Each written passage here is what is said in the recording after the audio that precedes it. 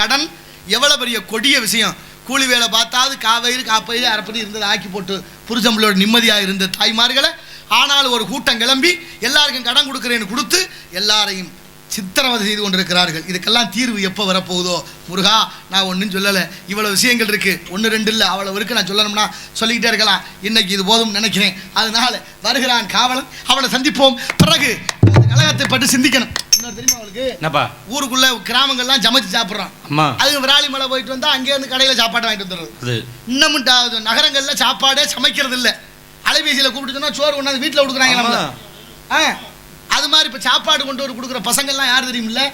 எல்லாம் நம்ம படிச்ச பிள்ளைங்க, நம்ம பிள்ளைங்க. அது பெரிய பெரிய பட்ட படிப்பு படிச்ச பிள்ளைலாம் சோத்து மூட்டையை சுமக்குது அப்படின்னா வேலை இல்லை இங்க இந்த நாட்டுல.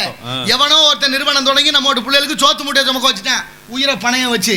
ஆனா கொண்டே கொடுக்குற இடத்துல எல்லா இடத்துலயும் ஒழுங்கா நடக்குதுன்னு நினைக்கிறீங்களா? சரி, அதை